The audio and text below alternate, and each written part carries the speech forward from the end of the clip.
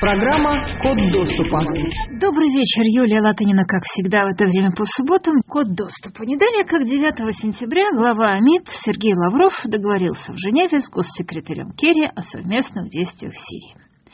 Никак нельзя сказать, чтобы инициатива этих переговоров была американской. Напротив, вся операция в Сирии – это операция по принуждению Запада к любви к России. А российская сторона, в общем, добивалась этих переговоров, как ждет любовник молодой минуты первого свидания. В общем, эти договоренности тут же были объявлены ликующей российской пропагандой исторически, но вот мы же говорили, что в Сирии без России никуда. А дальше события развивались поистине феерической быстротой, и заключались они в том, что в течение недели после достижения договоренности сирийское правительство отказывалось допустить в страну гуманитарные конвои ООН. А в течение этой недели случилась обычная для сирийской войны и для бардака история. Американские самолеты налетели на сирийские войска правительственные, убили, по словам российского Минобороны, 62 человека.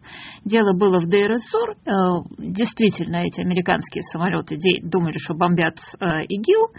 И, как утверждает американское верховное командование, после того, как российское командование позвонило и сказало: да что же вы делаете, сволочи, естественно, удар был немедленно остановлен, и что американское правительство выразило сожаление по поводу происшедшего и так далее, и даже сирийскому правительству, то есть, заметим, ненавистному Асаду, оно передало сожаление по поводу незапланированных потерь в сирийских войсках. Значит, тем временем, после этого инцидента, до этого инцидента конвои не пускались. В понедельник конвою гуманитарному было разрешено движение. Путь был согласован с сирийской и с российской сторонами, которые прекрасно знали и маршрут, и пункт назначения. И вот после этого конвой, ехавший в Алеппо, тут же разбомбили.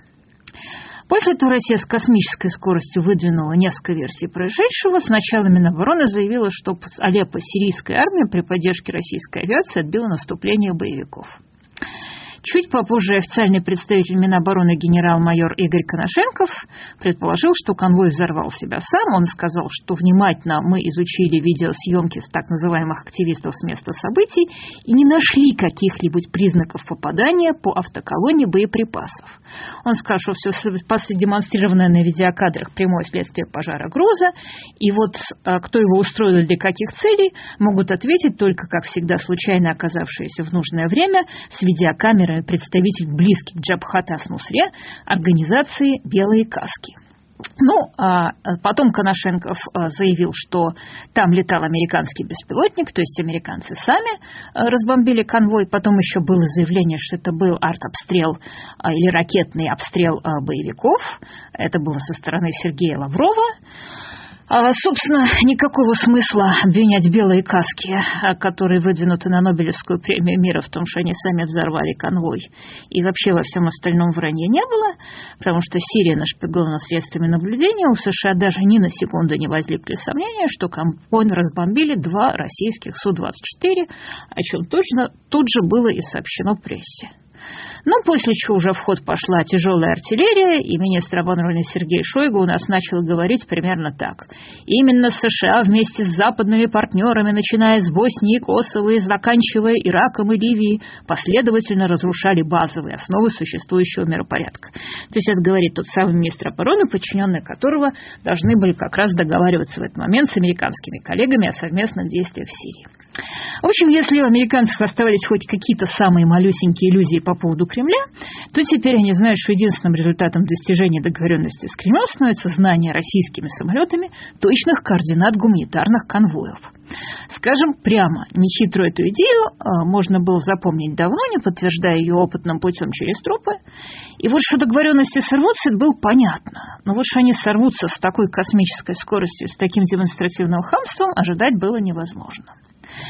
И самый главный вопрос – зачем? Вот зачем договариваться с американцами, договариваться месяцами, лезть во все дырки, просить, чтобы ровно через неделю разбомбить конвой, бодро отрапортовать, что это мы разбили под наступление боевиков под Алеппо, конвой взорвал себя сам, и вообще это все сделали американцы. В общем, если бы речь шла о внутренней политике, можно было бы еще утешить себя мыслью, что президенту Путину нет до нее дела. Он велик, и он занят исключительно геополитикой. Но вот тут-то речь идет как раз о столь любимой геополитике. А вся идея Сирии, как я уже сказала, заключалась в принуждении американцев к любви, к тому, чтобы добиться, чтобы с президентом Путиным опять разговаривали. Это, знаете, представьте, вы выставили бывшего приятеля за дверь, потому что он стал напиваться как свинья и, напившись, бить ваших близких. Он месяц стоял у вашего порога, он на коленях, он просил, он умолял, что больше ничего такого не будет. Был прощен, в первый же вечер выжрал весь одеколон в ванне, наблевал на коврик, ударил на ваших глазах вашу жену и тут же с надрывом в голосе заорал: «Эта сука сама себя ударила, потому что она меня ненавидит». Вот это что? Это как это?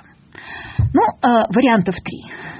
Первый, как я уже сказала, связан с той самой американской бомбежкой сирийских правительственных частей, которая действительно есть непростительная вещь, но которая полностью аннулируется тем, что действительно постоянно в современной войне такое происходит.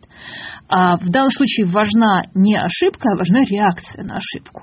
Американцы немедленно извинились, более того, по их словам, они прервали бомбежку, когда они поняли, что происходит. Один из вариантов, что поскольку у нас все в России сидят на измене, у нас не воспринимают такие вещи, как случайность. В Кремле не поверили, что это случайность. Ах, эти американцы, суки, мы давай им тем же ответим. Второй, конечно, заключается в том, что бомбежка нашего конвоя, наша бомбежка конвоя тоже была абсолютная случайность, точно такая же, как американская. Летят двое летчиков, Вася, там что-то шевелится, тем более дело было ночью. Давай отбомбились, полетели, сказали, что отразили наступление боевиков на Алеппо, а дальше уже включились привычные российские механизмы, которые гласят, что ежели что-то случилось, надо стоять горой и рассказывать, что это все взорвали сами американцы и вообще белые каски. Третье объяснение для меня самое страшное, хотя, как я уже сказала, не факт, что оно наиболее релевантное. И оно заключается в том, что мы можем недооценивать степени, которой манипулируют Кремлем его так называемые союзники. Все-таки заметим, что президент Сирии Башар Асад не участвовал в этих переговорах, более того, они угрожали его существованию, а внутри России государственная машина полностью пошла в разнос. У нас вообще любой условный полковник Захарченко со 120 миллионами долларов в квартире наличными способен нагадить кому угодно за взятку кого угодно. Вопрос, мы почему думаем, что это правило тотальной продажности распространяется на эту самую геополитику? Почему мы не думаем, что президент Сирии Асад тоже способен заплатить кому-то, или чтобы был дан приказ разбомбить конвой, или кому-то, чтобы было доложено начальству, что под видом одобренного американцами конвоя к Алеппо движутся боевики, или, наконец, чтобы та самая бомбежка сирийских войск, которая действительно устроили американцы, была представлена в том же самом Кремле как нечто заранее специально спланированное оскорбление, которое можно смыть только кровью. Почему мы думаем, что механизм, посредством которого был разбомблен гуманитарный конвой, чем-то отличается от механизма, посредством которого из казны были украдены 250 миллионов долларов в деле Магнитского?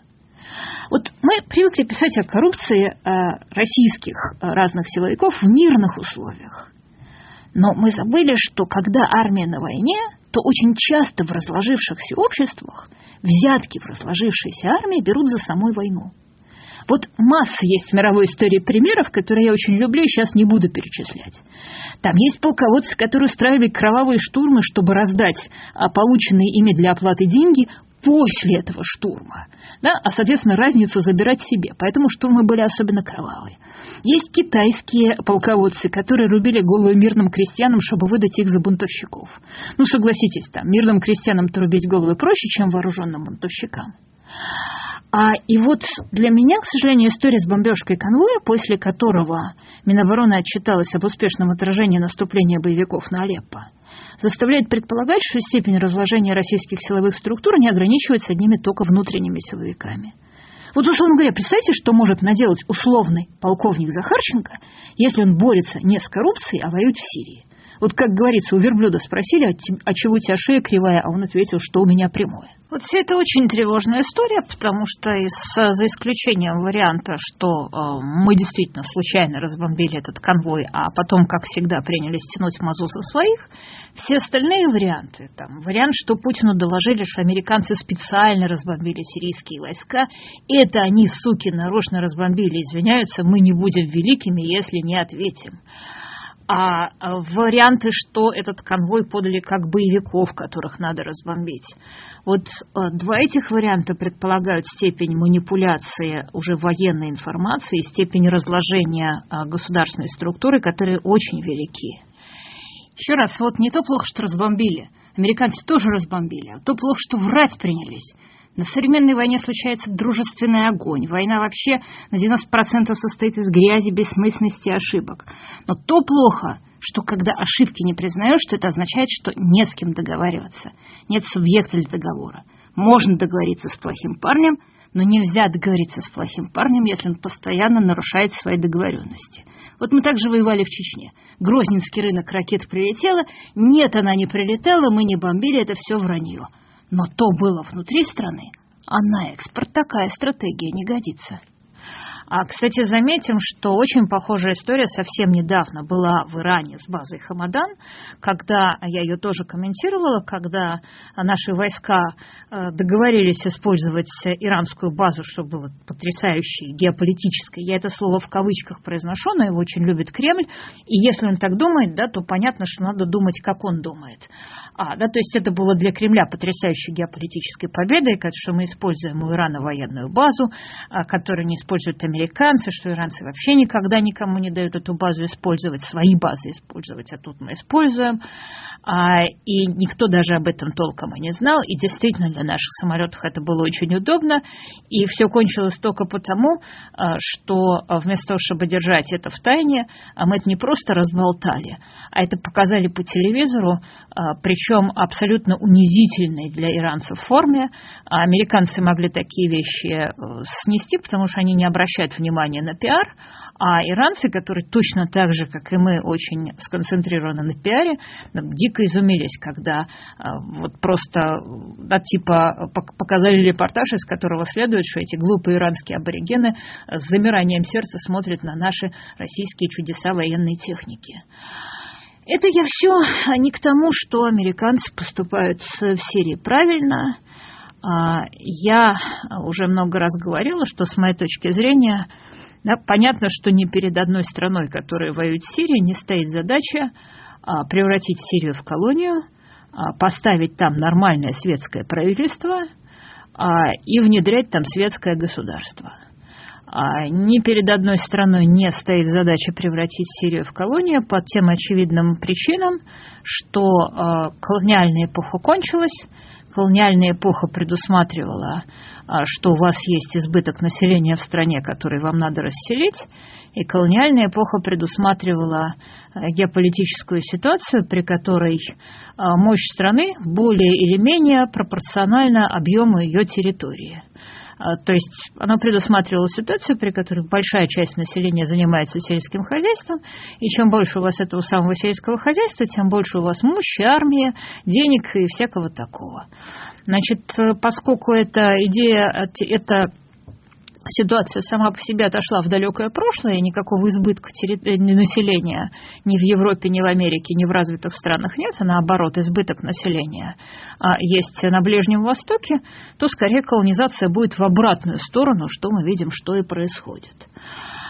И, собственно, поскольку никакой колонизации Сирии в принципе в существующей обстановке международной быть не может, то и никакого нормального решения сирийского вопроса быть не может, поскольку последний раз эта страна нормально управлялась, когда ее управляли по колониальному мандату французы. А перед этим она нормально управлялась, когда ее управляли римляне. Соответственно, в всех остальных условиях, да, все действия в Сирии, вне зависимости от того, это действует Россия, это действует Америка из лучших побуждений, которые хочет как лучше, а получается как всегда. Они заведомо бесполезны. С моей точки зрения, я вообще не уверена, да, что надо бороться с ИГИЛ военным путем. Мне кажется, что вот если бы эти прекрасные люди построили там царство Аллаха на земле, и в это место еще бы и высылали из Европы и из других точек света тех людей, которые очень хотят жить царство Аллаха на земле, то, может быть, это в стратегической перспективе было бы лучше. Страну под названием Сирия, конечно, жалко, и сирийцев жалко. Но, с другой стороны, согласитесь, вот была такая страна Россия, царская империя, в которой тоже построили царство коммунизма на земле. Да, действительно, со страной случилась очень большая проблема, но после этого как-то вот коммунистические перевороты не происходили в других странах, и в конце концов коммунизм кончился, чем, как известно, он кончился.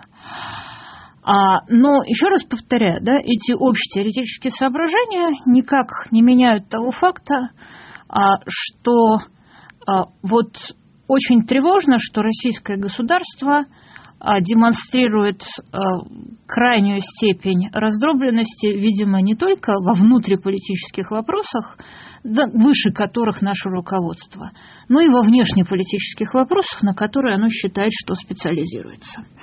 Еще одна тема, на которую я хотела поговорить еще до прошлой недели, но не стала делать это перед выбором, это дворец Медведева в Плюсе, который раскопал Навальный, раскопал как раз перед выборами. Но если кто не читал, то рекомендую вам пост Навального. Там говорится об усадьбе Миловко, о $1 миллиард по тому курсу, который передал для ее постройки в фонд дар российский бизнесмен Михельсон.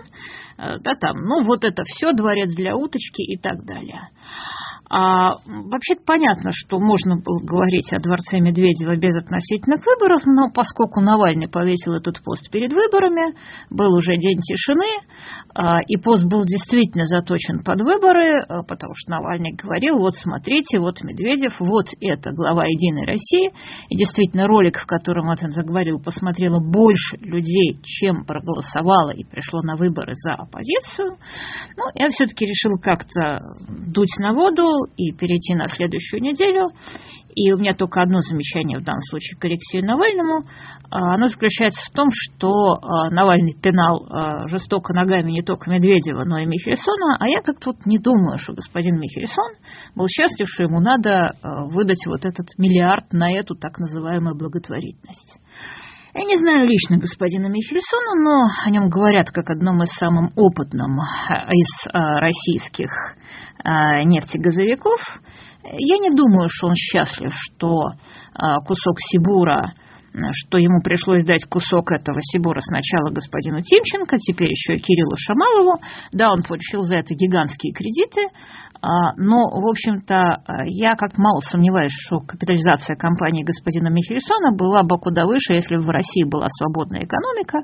Вот, условно, не про всех это скажешь, да, про Роснефть это не скажешь, про Худайнатова этого не скажешь, а вот про Михельсона это скажешь. Поэтому не надо возбуждать ненависть к предпринимателям даже в поисках голосов. Но это мое единственное замечание к Алексею Навальному, а во всем остальном, ну, действительно, правительство двух народа, вот какая-то вот уже почти это восточная роскошь, при которой подчеркивается, что вы, смерды, живете в своих пятиэтажках, а мы, высокие люди, живем во дворцах за $1 миллиард. И вот что по этому поводу я хочу сказать. Вот как раз я совсем недавно была в Англии и встречаю там с одного своего знакомого, у которого тоже, будет смеяться, был дворец на Рублевке. Ну, конечно, не такой, как у Медведева, и причем построенный за свои деньги. И более того, я сразу скажу, что это были вот это не такие вот восточные хоромы, а это как раз было очень продвинутое строение с модернистским архитектором, с безупречным вкусом. Ну, вот он переехал в Англию и поселился, к моему удивлению, на съемной квартире. Я сейчас не буду говорить, какие у него были проблемы. Самое смешное, что у него не было проблем вообще. Он просто как-то решил, что вот после того, как сбили Боинг, они решили с женой, что детей лучше воспитывать не во дворце на Рублевке, а в квартире в Англии. Но вот это очень интересно, почему, да? Почему он жил во дворце? Ну, потому что нельзя в России бизнесмену во дворце. Вот дети есть, значит, при них должен быть охранник. Охранник не может быть один, у него должна быть смена. Но где-то же надо охраннику приткнуться. Потом, кроме охранника детей, нужна быть охрана для дома. Значит, для охраны для дома нужен домик. Шофер нужен. Шофер 24 часа в сутки, 7 дней в неделю. Опять же, это не один шофер. Бонна, экономка, няня, учительница языка, садовник. Допустим, все эти люди беженцы из Приднестровья, или там вообще таджики, как у нас любят. Им же где-то нужно жить. Ну, значит, вы построили для них там не в господском доме, в отдельном. Ну, там дом для 10 комнат. Ну, странно, вы построили слоган «дом в 10 комнат», а строить дом для себя с 3. И вот, когда переезжаешь в Англию, оказалось, что всего этого не нужно. Охранников не нужно, шоферов не нужно, потому что вообще можно ездить не только самому за рулем, но и в метро, и не украдут в Англии бизнесмена, не принято. И вообще дорого. Охранник, шофер и садовник в Англии стоят совершенно другие деньги, чем в России. Не то, что владелец дворца на Рублевке не может это себе позволить, но просто оказывается, что эти траты были в России необходимыми, а в Англии они становятся бессмысленными. И мне кажется, это очень важная история в том, что касается вот этого дворцостроительства. Потому что мы видим повальную историю с дворцами, потому что, значит, вот «Ведомости» у нас как раз тут тоже раскопали историю про строительство, которое затеял Сечин на Рублевке, и как раз Сечин, господин, выиграл. Не все заметили бы эту статью, но Сечин подал на «Ведомости» в суд с требованием уничтожить тираж. И тираж-то уничтожил, а как бы известие о статье осталось. Есть замечательная история со строительством Чубайсовского дворца за $50 миллионов. Причем строили так криво, что вот хозяин прокладки, через которую ее строили, решил дворец отобрать. Ну, я не знаю, сколько там было, там 26 или 28 еще старый коммерсант насчитал дворцов Путина. Или там есть Миллергоф на Истринском водохранилище. Говорят, почти точная копия Константиновского дворца. И, конечно, самый простой прием, вот то, что делает Навальный, это сравнить эти хоромы с западными аналогами. Вот у американского президента есть 2 официальные резиденции, Белый дом и Кэмп-Дэвид, но сравните с этим там, дворец в Геленджике и все остальные 20 сколько-то резиденций Путина. Да, ну, получается, что если считать в количестве дворцов, то наш президент гораздо круче американского. Или там давайте сравним хоромы Чубайса с домом Стива Джобса. Вот если бы капитализация компании была прямо пропорциональна размерам обиталища ее главы, то, конечно, Роснано мог бы купить там все Apple, Google и Microsoft вместе взятые. Но я сейчас о другом, что дело не в физических размерах, потому что архитектура – это, во-первых, знаковая система, и означающим в ней является строительный материал, а означаемым весь социум. И вот в этом смысле здания, стены, улицы города – это производные от социума.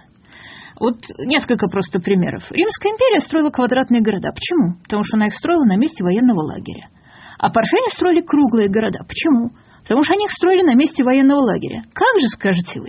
А просто римский лагерь был пеший, и поэтому он был квадратный. А парфянский лагерь был круглый, потому что он был конный и составленный из поставленных круг повозок. Вот посмотрите античный город. Развалины. Центральное место занимает общественное пространство.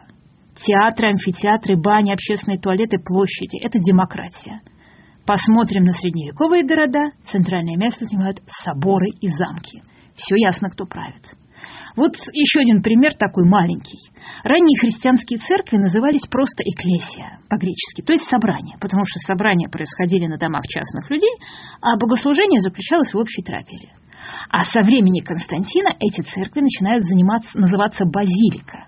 А базилика – это римское административное здание той поры с выделенным возвышением для вершащего суд и отделенного от обычных подданных магистрата. И вот место этого магистрата отныне занимает облаченный в парчу и недоступный епископ. Перерыв на новости. Программа «Код доступа». Программа «Код доступа». Юлия Латынина, «Код доступа».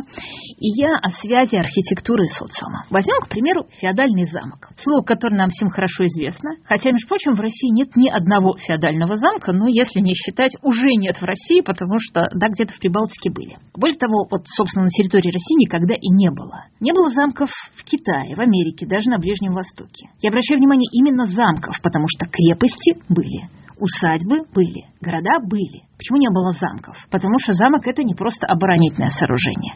Это определенный общественный строй, который называется, как все мы знаем, из школьного курса феодализм. Замок – это родовое гнездо. У замка есть не только лорд-хозяин, но и леди-хозяйка. Иногда она командует его обороной, если в это время лорд воюет с королем где-нибудь в другом месте. Заметим, что обороной крепости женщина никогда не будет командовать, потому что даже если начальника крепости убьют, всегда в гарнизоне найдется какой-то другой мужик, который возглавит командование. Замок строится в обществе, где все время война, потому что в Римской Британии, в Римской Галлии, Испании замков не было. Богатые люди жили в виллах. Замок создается там, где верховная власть утратила монополию на насилие. И, кстати, первое, что делает король, когда он пытается как-то восстановить свою власть, неважно, там это Вильгельм Завоеватель, еще в Нормандии, или кто-то уже из английских королей в XII-XIII веке, он срывает незаконнорожденные замки, то есть те, которые построены без разрешения. А что сделали владельцы замков в Хартии вольностей? В 1215 году они прописали в этой хартии право на свою войну против короля. Соответственно, замки появились с приходом феодализма, исчезли как класс вместе с абсолютизмом и с порохом. На место замков пришли дворцы.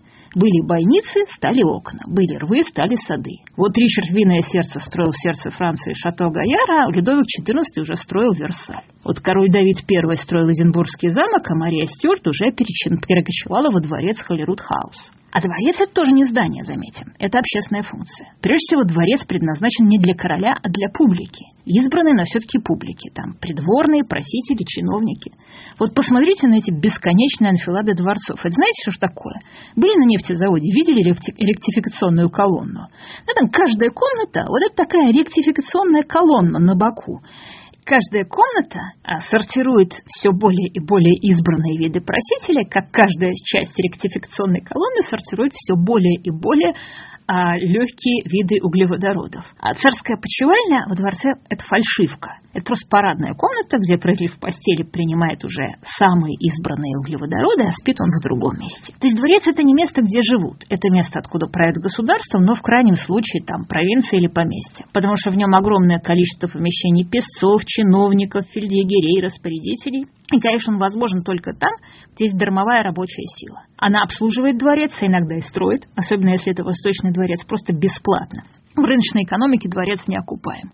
Я не знаю, известно ли моим слушателям, но вот одна из самых страшных вещей, которая может сейчас случиться с человеком в Англии или Франции, это если он как наследник унаследует какой-то дворец. Вот это просто катастрофа. Это надо срочно продавать. И те немногие дворцы, которые в частных руках существуют, они выживают за счет туристов, выставок, там, сдачи банкетных залов. Вот представим себе, да, что там поместье Чубайса или вот эта вот замечательная усадьба в Миловке будет сдаваться как банкетный зал. 3 ха-ха. Вот в этом смысле российская эпидемия дворцестроительства – это поразительное свидетельство времени. Потому что глава рыночной корпорации, вне зависимости от того, это Роснефть, Газпром или Роснано, в принципе не может иметь дворец, так же, как он не может иметь замок. Философия, лежащая в основе дворца, несовместима с философией, лежащей в основе рынка. Она, например, требует, как я уже сказал, дармовой рабочей силы. Дармовая рабочая сила с рынком несовместима. Она совместима только с рабовладением или феодализмом. Подразумевает дворец, что управление публичной компанией осуществляется не из общественного пространства, то есть из штаб-квартиры компании, а вот из какого-то личного. Причем это происходит все не в открытых переговорах, это процесс происходит какими-то терками, что это все в бане, у бассейна, за бильярдом, в беседке. То есть вот таких необходимых, специально предназначенных для этого помещениях. Вот как раз типичного позднепутинского дворца. Стив Джобс ведь не потому строит маленький дом, что он не может себе построить в нем бильярдную позволить. А потому что ему не придет в голову принимать деловые решения, играя за бильярдом. Банный комплекс и бильярдный зал не являются функциональными помещениями для Стива Джобса в смысле управления компанией и принятия решений. И, конечно, самое главное, это то, с чего я начала. Вот эти путинские дворцы, они предполагают как данность полный распад общества за их пределами. В сущности, строящие дворцы люди признают тот факт, что они не способны обеспечить в России общедоступный на Западе уровень безопасности кому-либо, кроме себя и членов своей семьи, и причем только в пределах дворца. То есть это дворцы, по сути, замки.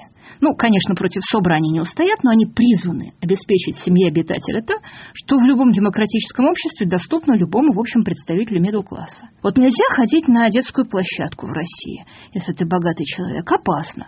Но можно построить детскую площадку прямо во дворце. Вот нельзя гулять в общедоступном парке. Да, вдруг что-то случится. Но можно построить парк прямо по дворце.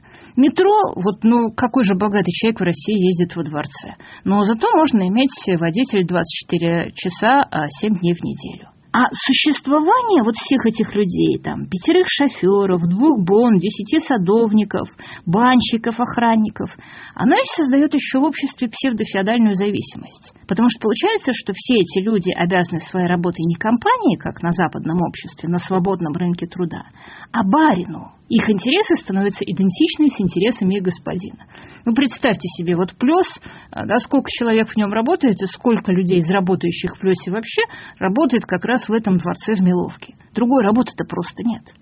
И вот это важно, что это не вопрос вкусов одного конкретного человека. Вот ему для личного счастья непременно надо 5000 квадратных метров, жилплощади, парк, 3 вертолетные площадки. Это вот, знаете, вопрос устройства социума. Вот в XI веке в Англии норманам, может быть, тоже не очень нравилось строить замки. Но как же они без замков-то прожили бы? Вот, собственно, это к моему знакомому, который перебрался в Лондон и который обнаружил, что дворец ему просто не нужен. И, конечно, я надеюсь, что рано или поздно дворцы перестанут быть нужны и в России. И, кстати, я хочу заметить, что вот очень интересная вещь тогда с ними случится, потому что с ними же будет происходить ровно то же, что сейчас происходит с владельцами дворцов в Англии и Франции. Их будет невозможно продать, на эту же площадь будут слишком большие налоги, а их будет невозможно обслуживать. То есть, в общем-то, да, как бы владельцам дворцов сейчас еще следует задуматься, а что будут делать их потомки с этими дворцами. Юлия Латынина, код доступа. Я думаю, мои слушатели думают, а вот те же результаты выборов. На прошлой неделе в России были выборы в воскресенье, а Латынина ничего не говорит. И думаю, вы понимаете, что про выборы я не говорила до того, как они произошли, вернее, не произошли, в отличие от моего коллеги Пархоменко. И не собираюсь по этому поводу много распространяться и сейчас. Не говорила я о них, потому что не хотела тех, кто собирается идти на выборы, отговаривать от попытки совершить высокоморальный гражданский поступок, и не хотела убеждать тех, кто не хотел идти на выборы, совершать совершенно бесполезную вещь, потому что выборов нет. Но не значит это, что нет оппозиции. Вот при Николае I не было же выборов. Более того, представьте себе, что при Николае I были бы всенародные выборы. Победил бы Николай I с разгромным счетом, а оппозиция была. В СССР не было выборов, а СССР таки развалился.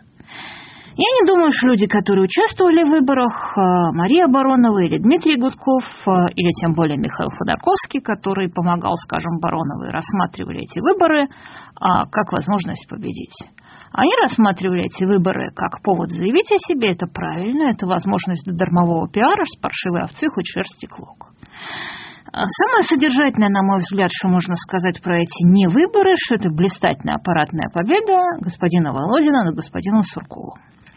Я напоминаю, что куратором предыдущих выборов 2011 года был Сурков. И вот Сурков, с точки зрения Кремля, с точки зрения нашего всего, согласитесь, опозорился. Потому что были после этих выборов протесты, ядро набрало едва больше совокупной оппозиции, то есть было ощущение, что есть из-за чего выходить на улицы. И вот пришел Володин и реализовал свою идею возвращения к одномандатным округам. Что такое идея возвращения к одномандатным округам? Это возможность протащить единороссов одномандатников по каждому округу. Это увенчалось громадным технологическим успехом с точки зрения Володина. Как был достигнут этот успех, понятно. За счет отсечения от выборов реальной российской оппозиции, за счет пропаганды по телевизору, как общефоновый, мы тут встали с колена, а вокруг на Западе враги, и Крым наш, и так далее. А за счет вбрасывания на местах, Ну, тут вот к нашему замечательному математику Шпилькину, который убедительно показал, что на этих выборах были очень большие вбросы. Там реальная явка составляла около 36%, в результате нарисованная явка составила 47%. Соответственно, все, что прибавилось «Единой России», которая реально получила по подсчетам Шпилькина только около 15% голосов от общего числа населения, но при этом стала доминирующей партией в парламенте, получив абсолютное большинство, конституционное большинство. Но поскольку все это происходило на местах, точнее, это все происходило, видимо, в тот момент, когда когда результаты вбивались на местах в систему ГАС-выбора, то вроде как Памфилова у нас не виновата. Но мы видим, что Сурков проиграл, а Володин выиграл. Никаких протестов после этих выборов нет, всеобщая апатия. Отсюда я прогнозирую, конечно, укрепление Володина. Вот кто у нас же там Financial Times или кто еще написал на Западе, что Володин может быть и президентом. Второе, что я вижу безотносительно выборам, что ситуация кардинально меняется в стране. Она меняется по 3 параметрам. Первое, происходит уменьшение ресурсов, которые доступны к распределению. Чем меньше ресурсов у существующего режима, тем больше будет пропаганды. Чем больше будет пропаганды, за пропагандой рано или поздно приходит насилие. Второе обстоятельство заключается в том, что, опять же, безотносительно к выборам происходят большие перемены в структуре власти. О них прекрасно сказал господин Белковский. Уходят люди, которые знали Путина давно и которые были с ним на «ты», и приходят люди молодого поколения, для которых Путин царь и бог, и они с ним на «вы». Ушел Якунин, согнали со скандалом Белянинова, возможно, уходит Бастрыкин. Не думаю, что кто-нибудь не находится под ударом, например, вот тот же господин Сечин. А вы думаете, что вот это вот суд этот с ведомостями, а потом с «Новой газетой», вы думаете, это признак силы? Да разве небожительство? Они судятся с какой-то «Новой газетой». Разве он, господин Ралдугин, с «Новой» судится? Вот вся эта когорта, вся эти старые друзья, они явно находятся под ударом. И понятно, что это понятное психологическое решение, потому что, видимо, наверху в Кремле хочется новых людей, которые, вот уже с царем говорят на «вы». Я не уверена, что это правильное стратегическое решение, потому что, в общем, все люди, которые уходят, вне зависимости от того, как к ним относиться, честно говоря, я ко всем к ним, очень плохо отношусь. Это люди, ведь они никто были без Путина. Они всем ему обязаны. Они никогда не могли бы его предать в принципе. А вот все эти люди, которые приходят, голодные, новые, у них другое настроение. Они люди другого поколения. Они на самом деле, я не уверена, что они внутри себя чем-то считают обязанными Путину. Второе, что происходит формирование вот этой гигантской суперструктуры Министерства государственной безопасности, которая, возможно, поглотит и Следственный комитет, и МЧС, и много чего еще. Опять же, почему она происходит? Вот, кажется, мой коллега Александр Гольц заметил, что это очень странно. Вот общество вроде бы 80 или 85% или сколько одобрило текущий курс, зачем же тогда воссоздавать Министерство Берии? Мне кажется, что вот эта история про создание МГБ, конечно, она очень страшная потенциально, потому что каждый раз, когда в обществе создается такое суперминистерство, то это суперминистерство начинает функционировать по своим законам. Например, ловить вредителей и шпионов просто потому, что ему надо продуцировать водителей и шпионов. Вот как фабрика производит на Западе айфоны, и чтобы окупаться, ей надо производить айфоны, так Министерство государственной безопасности должно производить вредителей и шпионов для того, чтобы его служащие имели соответствующие статусы, соответствующие бесплатные квартиры и машины. Но я обращаю ваше внимание, что ведь у нас Владимир Владимирович, он всегда был за разделение властей. Он всегда делал так, чтобы конкурирующие силовые ведомства конкурировали с друг другом. И вот создание этого суперминистерства, это нарушает этот принцип. Мне кажется, что это случилось потому, что в условии уменьшения ресурсов, разделения властей привело к слишком очевидным склокам. Да, вот получается Бельянинов по телевизору, получается Захарченко по телевизору, да, а вот этот полковник Захарченко, да, $120 миллионов наличными. Вы подумайте, это же его деньги. Это же никакой не общак. Ну вот вы представляете, условно говоря, вы взяточник, вы там имеете $5 миллионов. Вы эти $5 миллионов отдадите на сохранение какому-нибудь Захарченке? То он завтра, даже если вы его начальник, он завтра скажет, вас завтра как начальника сняли, он скажет, что он ваши 5 миллионов не видел, что их мыши сгрызли. То есть, еще раз повторяю, там эти 120 миллионов, скорее всего, личные деньги одного конкретного полковника, и это только Кошаком. И вот это нам показывают перед выборами по телевизору. Естественно, любой разумный государственный пиарщик скажет, зачем? Зачем это внушать людям? Они тут знают, что Крым наш, что мы со Штатами боремся, что мы с колен встали, а тут показывают какого-то полковника Захарченко. Показывают, потому что это борьба кланов. И она стала мешать. И вот, на мой взгляд, МГБ создается прежде всего потому, что эта борьба не выплескивалась наружу, чтобы Захарченко не показывали по телевизору, если его съедят, то его там тихо съедят. И, кроме того, еще в Кремле, видимо, есть неправильное представление, что когда там Навальный снимает фильм о «Чайке», что когда Новая рассказывает про яхте, на которой катается жена Сечина, что это тоже результат борьбы кланов, что это кто-то кому-то слил, хотя, как я уже сказала, это потому что они там все сидят на измене. На мой взгляд, вот эта история с созданием МГБ – это скорее история, которая показывает, что вот когда разлагается сама государственная ткань, она теряет управление, и это попытка восстановить управление этой государственной тканью. Потому что система пошла в этой своей части в разнос. Это не значит, что она нестабильна. Она стабильна.